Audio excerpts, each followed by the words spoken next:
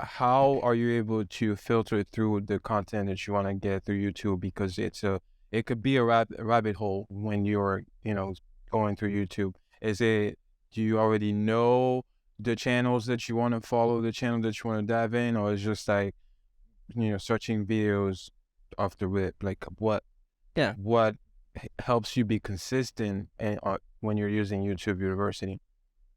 Yeah. So sometimes it's more or less, I would say, because I have a ton of newsletters and emails that get sent to me intentionally, and I filter through those. And while I'm filtering through those, sometimes they are recommendations that are made of, hey, you guys take a look at this person for whatever the case may be. And then at that point, yes, I go to the page and I do my own research or do my own due diligence.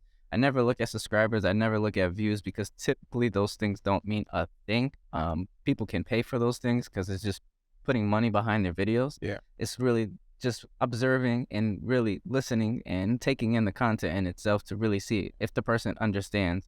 And of course, having your own background, right? I'm not watching these videos with a blank canvas of not knowing what I'm looking for or what the person may be talking about. So I'm always watching videos or something, or if maybe I don't have any knowledge, but I can go to somebody else and say, hey, what do you think about X, Y, Z? If they give me completely different advice, now I'm looking at the person's content like, all right, is a question mark next to it. But I would say for the most part, it's just really just watching the content and validating and kind of using your own research to make sure to hopefully that you're getting the content and the material, the information that you need to help yourself progress. Yeah. And I know one thing that you did mention is, was I always like this in college? I didn't start watching YouTube heavily until after college. And we'll talk more about that. Gotcha. See, I still don't watch YouTube as much as I should. Right Yeah. now I just dabble in the people that I already know from during COVID. Because COVID, really, we were all, in front of a screen because that's really the only thing you could do. And you soaking in so much information, I was able to get some people that I would want to follow on YouTube.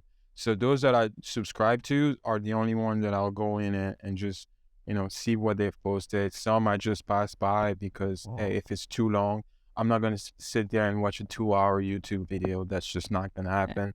I'll wait for like the short video when they condense all the key points.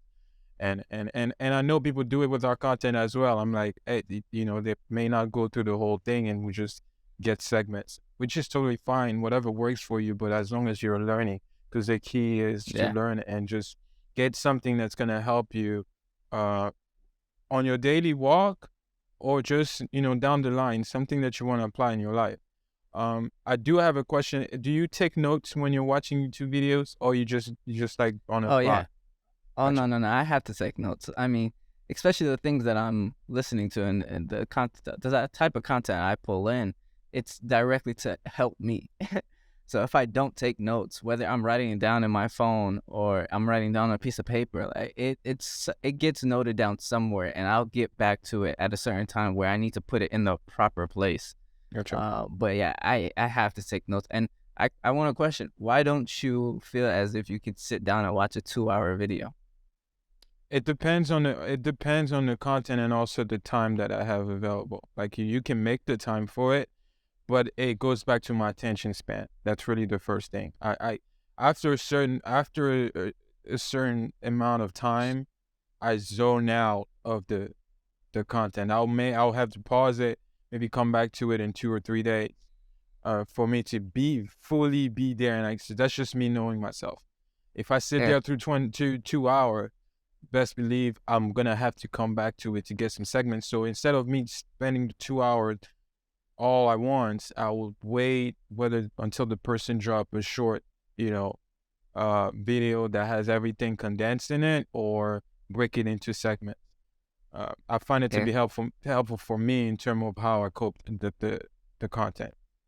Right. And I think that's a really big piece because there is a lot, like there is obviously content on there that does extend way past 2 hours.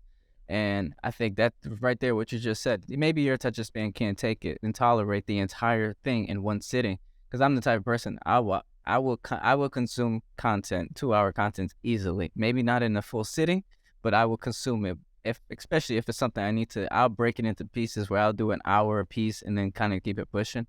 But I think that right there, that strategy of what you just mentioned could be extremely helpful to anybody that is looking for content and just sees that hour, 2 hour long. You're like, oh my God, break it into pieces. Sometimes you can't, really consume the entire thing, which is perfectly fine. So make it work for yourself. Or you could do what Francis do is just wait for the short form of it, and it's hopefully that they can give you all the information there.